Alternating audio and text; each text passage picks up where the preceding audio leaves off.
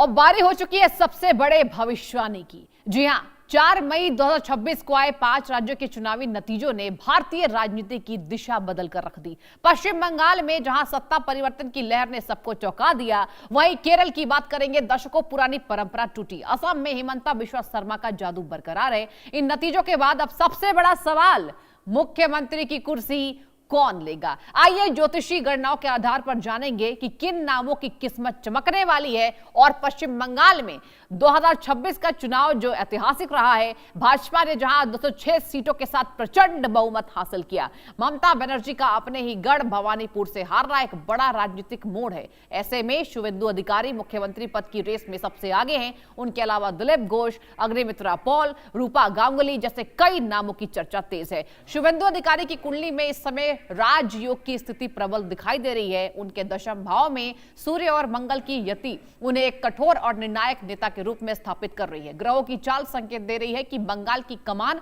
किसी ऐसे व्यक्ति के हाथ जाएगी जिसका नाम, राशि, एस और व्यक्तित्व दोनों आक्रामक हो। केरल में एलडीएफ का किला ढह गया है और कांग्रेस नेतृत्व वाली यूडीएफ ने 102 सीटों पर कब्जा किया। शशि थरूर और केसी वेणुगोपाल के बीच सीएम पद को लेकर कड़ी टक्कर है। स्थानीय कैडर थरूर की नई राजनीति का पक्षधर दिखाई दे रहा है। शशि थरूर की कुंडली में बुध की स्थिति उन्हें अंतरराष्ट्रीय ख्याति के साथ साथ प्रशासनिक बौद्धिकता दे रही है। हालांकि वेणुगोपाल के पक्ष में शनि की मजबूत स्थिति उन्हें संगठन का साथ दिला सकती है। और सितारों के अनुसार केरल में मुख्यमंत्री का चयन अनुभव बनाम लोकप्रियता की जंग होगा। तो चलिए, आज मेरे साथ आप दो खास मेहमानों को देख रहे होंगे। मेरे साथ आचार्य जीतू जी मौजूद है, बहुत स्वागत मैम आपका। और मेरे साथ सुमित आचार्य महाराज भी यहाँ पर मौजूद है। आपका भी सुमित जी बहुत बहुत हार्दिक अभिनंदन इंडिया न्यूज पर। और जैसा कि आप सबने सुना, जो मैंने अभी दर्शकों को साझा किया है, कि आज हम अपने दोनों खास मेहमानों से कुंडली जानने की कोशिश करेंगे। अब जीतू जी देखिए, चुनाव के नतीजे तो आ चुके हैं और चुनाव के नतीजों के बाद अब जनता ये सोच रही है, ये कोशिश कर रही है पूछने का आप सभी ज्योतिषियों से कि आखिर तमाम राज्यों में मुख्यमंत्री कौन होगा। सुमित जी, मैं आपके पास पहला रुख करना चाहूंगी। अगर बात करते पश्चिम बंगाल की, जहां सबकी नजर है, आपने देखा ममता दीदी इस्तीफा देने को तैयार नहीं है, आप देख ही रहे होंगे ये तमाम खबरें। और अब चर्चा ये विशेष हो रही है कि आखिर मुख्यमंत्री कौन होगा। मैं आज आपसे जानना चाहूंगी कि शुवेंदु अधिकारी की जो कुंडली है, ज्योतिषी गणनाएं क्या कहती है, कितना प्रबल दावेदार वो बन सकते हैं और क्या योग हैं उनकी कुंडली में। सुमित जी, आपसे देखिए, शुवेंदु अधिकारी जी की कुंडली जो मैं इंटरनेट से प्राप्त डेट ऑफ बर्थ के हिसाब से बना रहा हूँ, उसमें मैं ये देख रहा हूँ कि मेष लग्न की उनकी कुंडली है और राशि बन के आती है मिथुन। मिथुन राशि के जो स्वामी है बुध ग्रह, वो 9वें भाव में जाकर के बैठे हैं और 9वें भाव में बैठे हैं, धनु राशि में जाकर के बैठे हैं। सूर्य और गुरु ये दोनों वृश्चिक राशि में बैठे हुए हैं।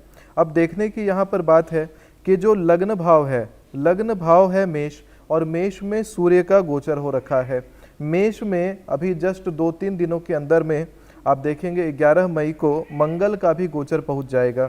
यानी मंगल वहां पहुंचेंगे तो मंगल स्वगृही हो जाएंगे। सूर्य अभी उच्च के हैं उनके, और साथ में शुक्र जो उनके कुंडली में 7वें भाव में तुला राशि में बैठे हुए हैं, वही शुक्र अभी वृषभ राशि का गोचर कर रहे थे जिस समय उन्होंने चुनाव जीता है।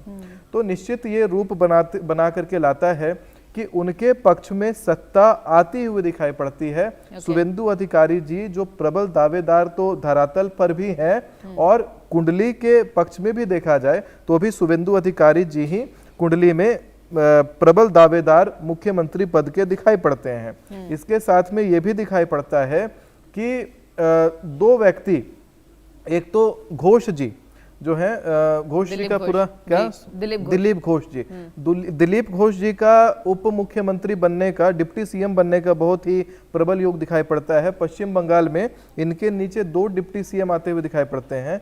जो एक डिप्टी सीएम होंगे, दिलीप घोष जी का ज्यादा योग दिखाई पड़ता है, क्योंकि काल सर्पदोष 9 तारीख को बना रहेगा। तो काल सर्पदोष कुछ चीजों को बदल सकता है अकस्मात ढंग से, चूंकि केतु जो है लग्न भाव में बैठे रहेंगे 9 तारीख को, और राहु जो है 7वें भाव में बैठेंगे, और चंद्रमा 6वें भाव में बैठ करके आंशिक काल सर्पदोष का निर्माण कर रहा है, जो अस्थिर योग का भी निर्माण करता है। इसमें एक और मैं सुझाव देना चाहूंगा कि यदि भाजपा, चूंकि शुक्र एक बहुत बड़ा कारक रहा, कि शुक्र के ही कृपा से वहां पर भाजपा की सरकार बन पाई, पश्चिम बंगाल में धर्म का ध्वज वहां लहरा पाया, और जो समय से कालांतर से जितना अधर्म का प्रचार वहां हो रहा था वो अधर्म का अब जो है नाश हुआ वहां पर, और धर्म की स्थापना पुनः हुई है पश्चिम बंगाल में, तो वो शुक्र के कृपा से। तो जो डिप्टी सीएम बनाए जाए, डिप्टी सीएम में कोई एक महिला को वहां पर निर्वाचित करना बहुत ही आवश्यक है। महिला निर्वाचित होने का योग प्रबल भी है, और महिला निर्वाचित करते हैं, वहां रखते हैं किसी महिला को डिप्टी सीएम बना करके, तो निश्चित है कि सरकार बहुत सुचारू ढंग से चलेगी। और आने वाले समय में हम ये देखेंगे कि मुंबई की चमक कलकत्ता की चमक के सामने फीकी पड़ती हुई दिखाई पड़ेगी। थोड़ा मोड़ा इतिहास नहीं बना है, 15 साल पुराना इतिहास। आपने जब भी देखा कि ममता जी की सरकार पश्चिम बंगाल में आई थी, तब शनि कहीं ना कहीं अपने मित्रवत भाव में बैठे थे, लेकिन ये पहली बार हुआ कि शनि ग्रह जो है वो अपने शत्रु के घर में मीन राशि में जाके बैठे, और मीन राशि में मंगल के साथ बैठ के अंगारक बना रहे थे। वो एक बहुत बड़ा कारक रहा कि ममता जी की सरकार हटी है, और वहां पर भाजपा की सरकार, केंद्र से शासित सरकार बंगाल में बनी है। और बंगाल में अब जो है पूरे दुनिया की नज़र टिकी थी बंगाल चुनाव के ऊपर, विदेश से भी लोग बहुत ही गंभीरता से बंगाल चुनाव को ले रहे थे, और बहुत ही ऐतिहासिक टर्नअप वहाँ पे हुआ है। तो इसी प्रकार से आप देखेंगे कि पश्चिम बंगाल चुनाव में जो पश्चिम बंगाल में आगे आने वाले समय में बड़ा स्वर्णिम काल चालू होने वाला है, यानी वो चमक केवल आंखों को नहीं खींच रही थी, आगे भी चमकेगा बंगाल।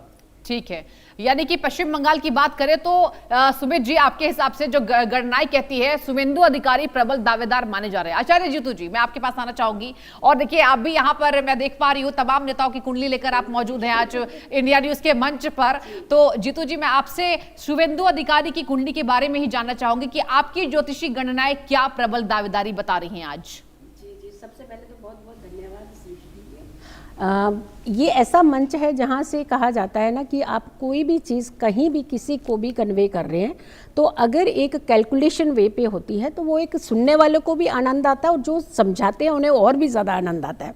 देखिए, अगर हम शुभेंदु जी की कुंडली की बात करते हैं कि जब मैंने ममता जी के साथ शुभेंदु जी की कुंडली को मैच किया था, तो ममता जी की कुंडली योगों से तो बहुत भरी हुई थी। अच्छा। लेकिन उनके वर्गा चार्ट उनको सपोर्ट नहीं कर रहे थे। लेकिन शुभेंदु जी की कुंडली में योग भी है, संयोग भी था। अच्छा। तो ये दोनों चीजें जो है कहीं ना कहीं शुभेंदु जी को आगे लेकर के आई हैं। और ममता जी की हार, ये हमने आपको सबसे पहले आपके प्लेटफॉर्म पे बोला भी था कि ममता जी किसी भी हाल में बंगाल में नहीं आएंगी। अब आती है बात इनकी कुंडली में इस समय ऐसे कौन से योग बन रहे हैं जिसकी वजह से ये इस सत्ता के हकदार हो सकते हैं। 4th हाउस हमारी कुर्सी है, और उसको पुष्टि करता है हमारा 7th हाउस। इन दोनों का कॉम्बिनेशन अगर अच्छा मिल जाता है तो सत्ता के आप बिल्कुल नज़दीक पहुंच जाते हैं। अगर हम इनके नक्षत्रों की बात करते हैं, 4th हाउस में जो स्वामी बैठे हैं, जो राशि बैठी हुई है, उस राशि में जो अगर नक्षत्र का योग देखते हैं तो पूर्वाषाढ़ा नक्षत्र का योग है, और ये नक्षत्र शुक्र का नक्षत्र है। ये नक्षत्र आपको लाइमलाइट लाने वाला नक्षत्र है। और ये इतना ही नहीं, अगर हम 7th की भी बात करते हैं तो इसमें भी यही नक्षत्र का योग आ रहा है। तो ये दो नक्षत्रों का जो कॉम्बिनेशन है, ये शुभेंदु जी को बहुत सपोर्ट कर रहा है। D10 चार्ट जो हमारे कर्म का चार्ट होता है, अगर हम लग्ना चलित को जब तक D10 D9 से कंपेयर नहीं करेंगे, उसकी स्टैंप यानी पुष्टि नहीं होती है। तो D10 चार्ट में भी इनकी कुंडली के अंदर बहुत ही शुभ योग इस समय दर्शा रहे हैं। इनके जितने प्लेनेट हैं, राजयोग, सिंहासन भाव, और इनके अपोजिशन के लोग जो हैं, कोई भी ऐसा व्यक्ति नहीं होगा जो ये ना करेगा कि इनको ना बिठाइए सीट मतलब पर। इनकी काट नहीं है, इनकी काट नहीं है, एक काट आ रही है। एक काट ऐसी कुंडली है, वो भी मैं अभी आपसे डिस्कस करूंगी, वो काट के लिए बराबर की टक्कर पे तैयार है इनके। अच्छा। जैसे योग यहाँ है, 99% संयोग उनके उस कुंडली में भी है।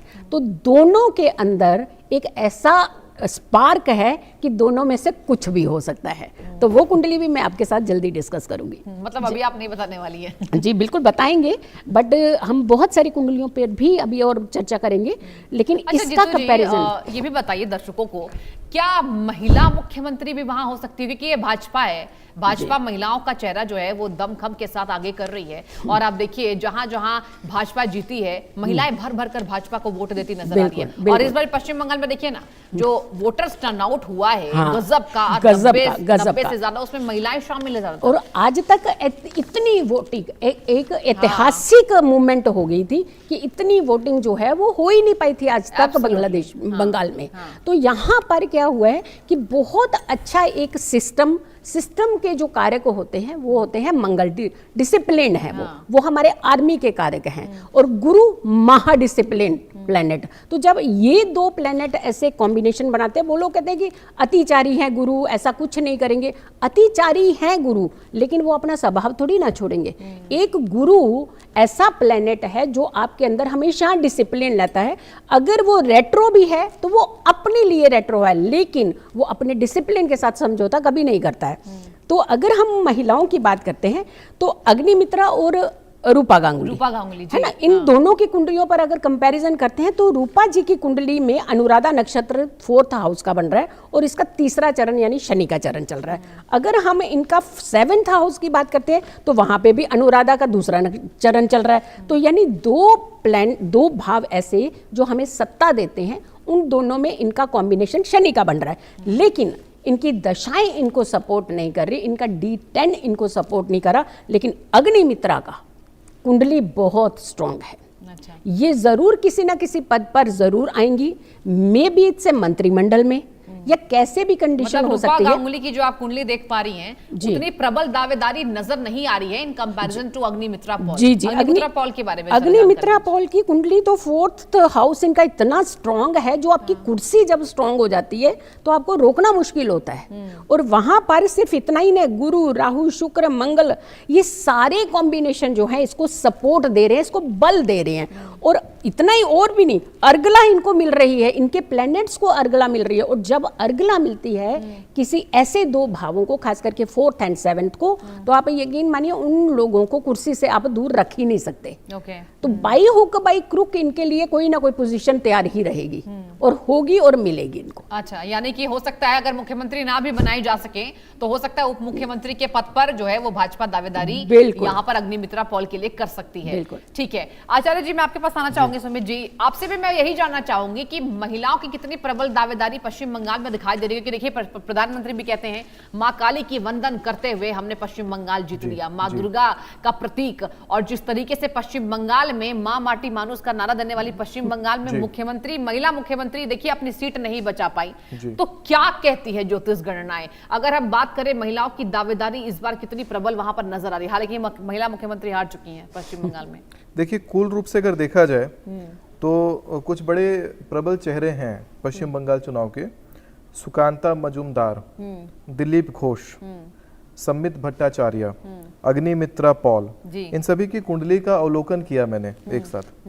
और अवलोकनानुसार एक कुंडली जो है महिला पक्ष की ही अग्निमित्रा पॉल जी की कुंडली बड़े तेजी से ऊपर उठ करके आई है। और इस कुंडली का दशमेश का, लग्नेश का और अष्टमेश का एक बड़ा प्रबल रिलेशनशिप स्थापित है।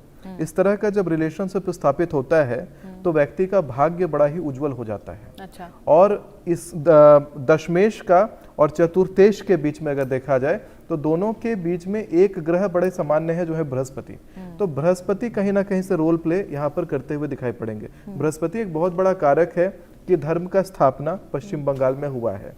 और धर्म का स्थापना हुआ है तो ये बहुत ही निश्चित बन जाता है कि वहां पर एक महिला पक्ष की एक प्रबल नेता में बड़ी नेता में दावेदार, जैसे कि वहां पे डिप्टी सीएम पद पे दावेदार कह सकते हैं अग्निमित्रा पॉल जी को, कि एक महिला पक्ष की डिप्टी सीएम वहां बनती हुई दिखाई पड़ सकती हैं।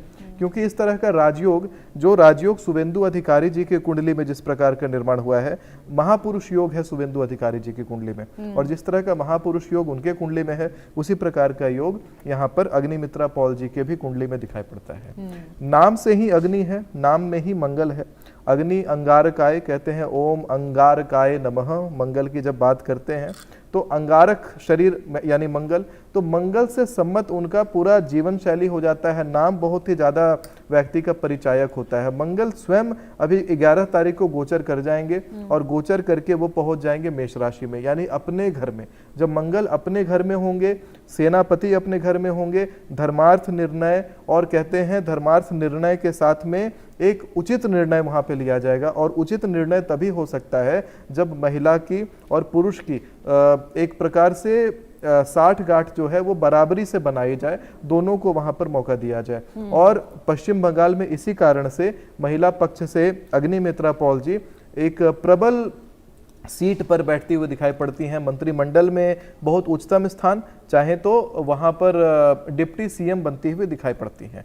महिला डिप्टी सीएम अग्निमित्रा पॉल दिखाई पड़ती है। ठीक है, यानी कि अग्निमित्रा पॉल इन दोनों ज्योतिषों के हिसाब से यहाँ पर प्रबल दावेदारी उनकी आ सकती है, क्योंकि रूपा गांगुली का जो चार्ट है वो ये कह रहा है, जीतू जी और सुमित जी, कि अभी उतना स्ट्रांग यहाँ पर कुंडली के माध्यम से नजर नहीं आ रहा है। यहाँ पर मैं लौटना चाहूंगी जीतू जी आपके पास, और चलिए अब आगे बढ़ते हैं। 2 कुंडलियों की बात हमने कर ली, 3 कुंडलियों की इवेंट कर ली, रूपा गांगुली जी की भी बात कर ली, अग्निमित्रा पॉल की भी बात कर ली। अब असम की ओर चलते हैं और देखिए जहां पर भाजपा ने वापसी की है, हेमंता बिश्वा शर्मा जिन्होंने प्रबल दावेदारी, और देखिए जिस तरीके से उन्होंने मेहनत की, असम में कहा था सरकार बनाएंगे और सरकार बनाते नजर आए। तो हेमंता बिश्वा शर्मा की कुंडली क्या कहती है? देखिए मुख्य चेहरा बनकर के सामने आए हैं और वो हैं ऑलरेडी वहाँ पे, और उसी चीज को और आगे बढ़ाने वाले हैं। हेमंता जी की कुंडली जो है वो बहुत स्ट्रांग कुंडली है। उनके धर्म कर्म के भाव जो है वो बहुत ज्यादा अच्छे हैं। देखिए कोई भी ज्योतिष जो है वो धर्म कर्म से अलग होता है तो वो 50% डाउन हो जाता है। और धर्म कर्म अगर किसी भी व्यक्ति के अंदर होता है तो वो हकदार होता है एक अच्छी सत्ता पाने का, क्योंकि हम सनातनी हैं, ये सनातनियों का देश है। और सनातन जो प्रमोट करता है और सनातन जो डिमोट करता है तो हिसाब किताब यही बराबर हो जाता है। जो हम माँ काली की धरती पर आप देखिए भगवा रंग का जो जश्न मनाया गया है, ये 15 साल के इतिहास को बदल के रख दिया। और ऐसा ही नहीं, असम का तो चलो एक पैरेलल चल रहा था, लेकिन एक ड्रास्टिक इतना बड़ा चेंज बंगाल के जो देखने को मिला था किसी ने एक्सपेक्ट नहीं किया था। छोटा सा क्वेश्चन जीतू जी, ये बताइए कि 15 सालों से जिस तरीके से बेतहाशा यहाँ पर सत्ता में काबिज रही ममता बनर्जी, और अभी उनकी कुंडली बिल्कुल पलट गई, वो कौन सा योग है जो वो लगातार मुख्यमंत्री चुनकर आ रही थी, और जिस तरीके से वो कह रही थी कि मुझे तो पश्चिम बंगाल में भैया कोई हरा नहीं पाएगा, कौन सा वो युग है जो जिस तरीके से हमने देखा पश्चिम बंगाल में ममता छाई रही और अब देखिए धराशायी हो गई? देखिए कभी भी हमेशा एक चीज का याद रखिए, योगों के साथ जो लोग साम दाम दंड भेद लगाते हैं ना, वो कुछ समय तक तो अपने ये क्रिएशन चला लेते हैं, लेकिन एट द एंड आपको अपने धर्म कर्म से अगर आप दूर होते हैं तो वहां आकर के आपके योग भी कुछ नहीं कर सकते। क्योंकि D10 चार्ट सिर्फ हमारा D10 चार्ट नहीं है, काम का नहीं है, वो हमारे कर्म का चार्ट भी है। 9th चार्ट D9 जो है वो हमारे भाग्य के साथ साथ धर्म और कर्म वहां पे भी कॉम्बिनेशन में रहा। तो 2 ऐसे भाव जहां पर धर्म और कर्म का ज्यादा बोलबाला होता है। 5 राजयोग के बावजूद हार का सामना करना, इट मीन्स कि आपकी लग्न में तो थे सारे योग। अगर हम लग्न को कंसीडर करके चले तो हम कहते हैं कि इतनी स्ट्रांग कुंडली को कोई हरा ही नहीं सकता है। लेकिन जब धर्म कर्म साथ में जुड़ता है तो वहां पर आपकी, हमने कहा ना, पावर आधी हो जाती है अगर आप उससे पीछे रहते हैं। तो D9 D10 इनको बिल्कुल सपोर्ट नहीं कर रहा था। इनफैक्ट इनको किसी प्लेनेट की अर्गला नहीं मिल रही थी। इनके नक्षत्र 4th हाउस पे कोई सपोर्ट नहीं कर रहे थे, और 7th हाउस में, क्योंकि जनता जनार्दन जो है बिल्कुल साथ चलना और आपके साथ रहना, दोनों चीजों में बहुत अंतर होता है। तो वो सिर्फ साथ चले, डर के मारे तो चल रही थी साथ, लेकिन साथ रहेगी ये गारंटी नहीं दी थी उसने। अपनी सीट पर हारना 15 साल बाद एक बहुत बड़ा एक सेटबैक होता है ये। और आज वो ये कह रही है कि हम सीट नहीं छोड़ेंगे। आज ये कह रही है कि हम 15 साल बाद 15,000 वोटों से, आप सोचिए 15,000 वोटों से, तो 15 नंबर भी कहीं ना कहीं उनके लिए जो 6 नंबर जो अंक बन रहा है ये कहीं सपोर्ट नहीं किया है। तो ये आप कैसे करते हैं? आप सिस्टम और डिसिप्लिन को छोड़ ही नहीं सकते ना। तो इनका राजयोग होने के बावजूद भी इनके कर्म, देखिए माँ दुर्गा, अच्छा, मतलब अभी भी इनकी कुंडली में राजयोग है, ममता बनर्जी की कुंडली वो स्थायी योग है इनके, वो इनके लग्ना चलित के योग हैं। लेकिन लग्ना चलित तब प्रभावकारी होता है जब उनके वर्गा चार्ट बहुत प्रभावकारी होते हैं, दशाएं सपोर्टिव होती हैं। तो दशाएं और साथ के साथ वर्गा चार्ट ये सपोर्ट नहीं कर रहे हैं, तो इनके राजयोग होते हुए भी आज देखिए कैसे निकले। आज उनको ये सहारा लेना पड़ रहा है कि मुझे ऐसे कर दिया, मुझे एक सीएमओ पद पर अभी आपने इस्तीफा नहीं दिया है तो किसने आपको हिट कर दिया। तो झूठ वूठ का जो सहारा होता है ये बहुत समय तक धर्म मतलब से नहीं धर्म और जुड़े कर्म रहने से देता। दूर ममता बनर्जी जिस तरीके से गई, यही वजह है कि आज उन्हें हार का सामना करना पड़ा। और देखिए जीतू जी इस्तीफा देने को भी तैयार नहीं है। आप असम के मुख्यमंत्री के बारे में बात करती, मैं चाहूंगी दर्शकों तक वो साझा कीजिए। हेमंता जी की कुंडली में राजयोग भी है, इनके नक्षत्र बहुत अच्छे हैं, इनके D10 चार्ट बहुत अच्छे हैं, इनका D9 भाग्य का जो चार्ट है वो बहुत प्रबल है। और सबसे बड़ी बात है शुक्र और चंद्रमा जो महिलाओं के कारक माने जाते हैं, ये एक रिगार्ड देने वाली पर्सनैलिटी है खुद। किसी के दुखों को समझ करके उसका सोल्यूशन निकालने वाली जब कुंडली आपकी होती है तो वो आपको हर जनता जनार्दन जो है वो आपको सपोर्ट करने लगती है। और इनकी कुंडली में बहुत अच्छे योग हैं, प्रबल योग हैं, ये मुख्य चेहरा बने ही रहेंगे। ठीक है, यानी कि हो सकता है कि एक बार फिर से असम की जो जनता है मुख्यमंत्री के तौर पर जो कुंडली बता रही है, जो ज्योतिषी गणनाएं कह रही हैं, असम में मुख्यमंत्री जो है वापसी कर सकते हैं हेमंता बिश्व शर्मा। सुमित जी मैं आपका रुख करना चाहूंगी और आपसे भी मैं हेमंता बिश्व शर्मा की कुंडली ही जानना चाहूंगी। क्या वाकई यहाँ पर जो कुंडली की हम बात करें तो आप दोनों का जो मत है वो सेम है, आचार्य जीतू जी का और आपका?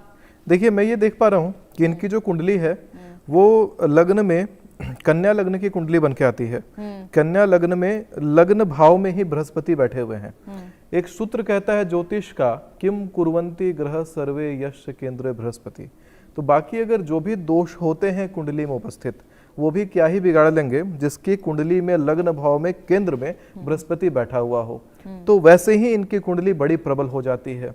जिस प्रकार से बृहस्पति हमारे सौर मंडल में सबसे भारी ग्रह है, भारी ग्रह मतलब जितने भी ग्रह हैं वो बृहस्पति के सामने फीके पड़ जाते हैं। तो जिस प्रकार से चुनाव में देखा आपने कि एक तरफा चुनाव हुआ वहां पे, भाजपा भाजपा भाजपा, हेमंत विश्व शर्मा हेमंत विश्व शर्मा। तो ये जो परिस्थिति बनी है ये बनी ही है बृहस्पति के कारण, क्योंकि कुंडली के लग्न भाव में बृहस्पति और वो व्यक्ति को बड़ा जिंदा दिल व्यक्ति बना देते हैं, बड़ा ही एक कहते हैं कि खुले विचार का व्यक्ति बना देते हैं और लोगों के बीच में जबरदस्त पॉपुलैरिटी देते हैं। उनका ललाट जो है चौड़ा ललाट है, ललाट पे अलग सी उनके चमक दिखाई पड़ती है। सप्तम भाव में उनका शुक्र बहुत ही बलवान है, इस कारण से महिला पक्षों के बीच में बहुत अधिक पॉपुलर वो दिखाई पड़ते हैं। उनकी वीडियोस आपने देखा होगा कि खूब महिलाओं के बीच में पॉपुलैरिटी वाली वीडियोस बहुत ज़्यादा आती है और अधिकांश उनके वोटर्स भी महिला पक्षों से उनको खूब सपोर्ट प्राप्त हुआ है। चंद्रमा का देखा जाए तो चंद्रमा कर्क राशि में यानी अपने घर में चंद्रमा बैठे हुए हैं, वो भी बहुत ही प्रबल योग बना देता है कि कुंडली का एकादश भाव स्ट्रांग है, कुंडली का लग्न स्ट्रांग है, कुंडली के सप्तम भाव में शुक्र शनि और राहु एक साथ बैठे हुए हैं। तो शुक्र और शनि का जो युति है वो यूं ही जो है एक प्रकार से धन योग राजयोग का निर्माण कर दे रहा है। और सूर्य और बुध बुद्धादित्य राजयोग पंचम भाव में निर्माण करते हैं। ये सारी चीजें बहुत ही जबरदस्त उनकी कुंडली को रुख दे देती हैं। मंगल का परिवेश अगर देखा जाए कुंडली में तो वो भी बहुत ही अच्छा रिजल्ट देता हुआ दिखाई पड़ता है। तो इस हिसाब से हेमंत विश्व शर्मा जी पुनः मुख्यमंत्री की कुर्सी में व्याप्त होंगे, इसमें कोई संशय की बात नहीं है, ये निश्चित है।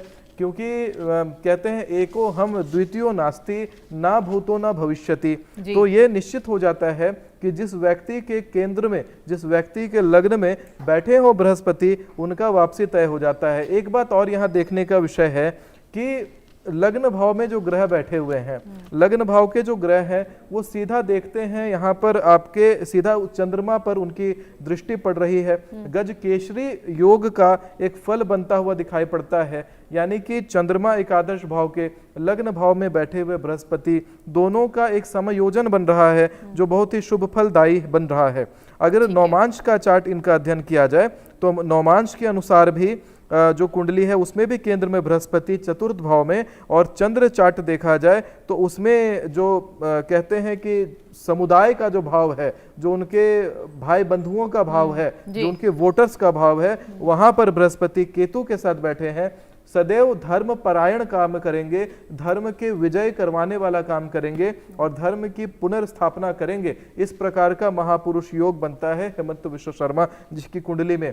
समझ लीजिएगा कि बहुत ही जल्द केंद्र का रुख करते हुए भी दिखाई पड़ेंगे।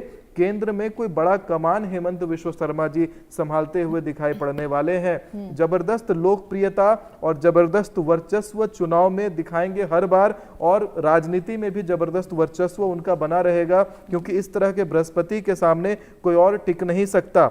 सप्तम का राहु उनको प्री अजम्पशन बहुत जबरदस्त देता है। नौमांश में कन्या राशि में बैठा हुआ राहु उनके प्री अजम्पशन भाव को, उनके दिमाग में कहते हैं ना कि किसी चीज के होने से पहले उनको अंदाजा लग जाना, बहुत ही तेजी से चीजों को कैलकुलेट करके उस एनालिसिस तक पहुंच जाना, ये सारे जो योग होते हैं उनके कुंडली में प्रबल है।